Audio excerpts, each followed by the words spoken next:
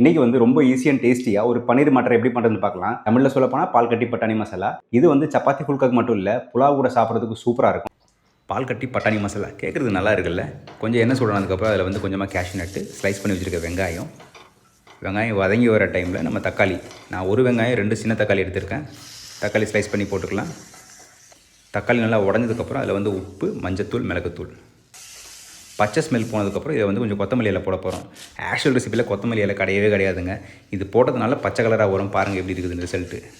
இது ஆறுனதுக்கப்புறம் நல்லா ஸ்மூத் பேஸ்ட்டாக அரைச்சி வச்சுக்கலாம். எண்ணெய், சீரகம், பூண்டு, கொஞ்சமாக பச்சை மிளகா இதெல்லாம் வதங்கினதுக்கப்புறம் அதில் வந்து உப்பு, மஞ்சத்தூள், மிளகாய்த்தூள். இதோட பச்சை ஸ்மெல் போனதுக்கப்புறம் நம்ம அரைச்சி வச்சுருக்கோம்ல ஸ்மூத் பேஸ்ட் அதை போட்டுக்கலாம். பார்த்தீங்களா, பச்சை கலரில் இருக்குது. சாதாரணமாக ஒன்று லைட்டாக எல்லோஷ் கலரில் இருக்கும், இல்லை ரெட் கலரில் இருக்கும். ஒரு 1.5 கப் தண்ணி ஊற்றி ஒரு 5 நிமிஷம் கொதிக்க விட்டுக்கலாம் கிரேவியை. இந்த கிரேவி வந்து தகதகதன்னு கொதிக்கும் போது அதே டைமில் கொஞ்சமாக எண்ணெய் ஊற்றி பன்னீரை வந்து ஃப்ரை பண்ணி கட் பண்ணிக்கலாம். நல்லா சாஃப்டாக இருக்கும். நீங்கள் வந்து கட் பண்ணிவிட்டு கூட ஃப்ரை பண்ணிக்கலாம். இந்த டைமில் குக் பண்ணி வச்சுருக்கிற பச்சை பட்டாணி அதை போட்டு மிக்ஸ் பண்ணிவிட்டு நம்ம ஃப்ரை பண்ணி வச்சுருந்தால பன்னீர் அதையும் போட்டுக்கலாம். போட்டு நல்லா மிக்ஸ் பண்ணுங்கள். இப்போ வந்து பட்டர் க்ரீம் வேணும். நல்லா ரிச்னஸ், க்ரீமினஸ் கிடைக்கும் நம்ம கிரேவிக்கு.